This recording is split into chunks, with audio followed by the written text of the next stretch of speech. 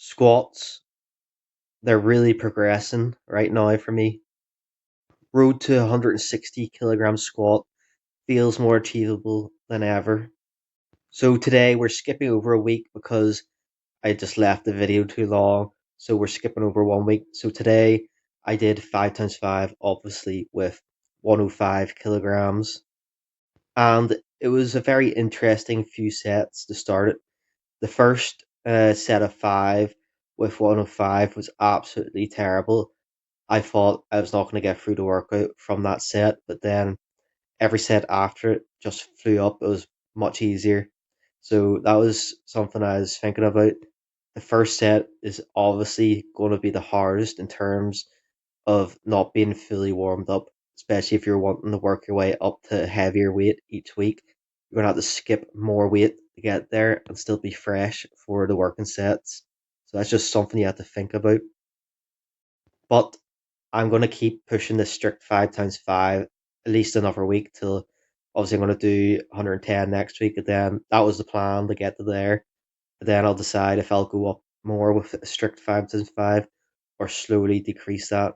But I'll see. I'll play it out by ear. I'm not on a strict program here. I'm doing it the how I feel I want to do it.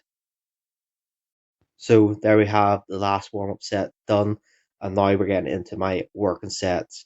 505, and you can tell by how hard and how long this set took that I was struggling on this first set. Had the heels coming off the ground, arms, elbows moving about everywhere. You can just tell it was a hard set.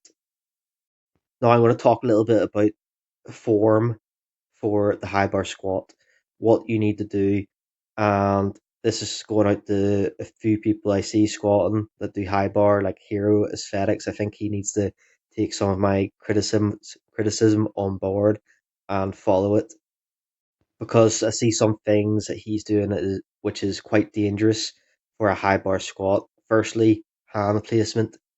If you have a really wide hand placement for a high bar squat, that means you have a loose back and you're much more off balance. The bar will twist on you. That is what's going to happen. You're going to round over at the bottom, which I see happening in his videos.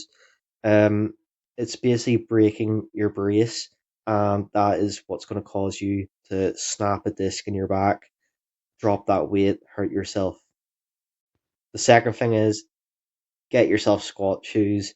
Um, standing on a plate's okay, but you're never going to hit the exact same spot standing on a plate. It's not correct, and it's not the right height either, because you have to hit the exact same distance on that plate as you step back every single set, which is never going to happen. You never have that much skill hitting that exact distance. You need to get squat shoes to do high bar, or just do it in flats, forget the standing on a plate. Now, bracing. Why I talk about bracing and why you need a close hand grip. The reason for that is to be upright, more upright. Basically, in your brace, you want to expand your chest out and up.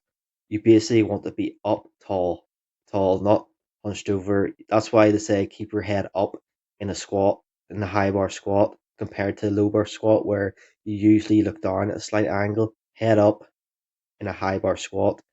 That will promote the bar staying upright and keeping your torso upright as well as you push through a heavy weight.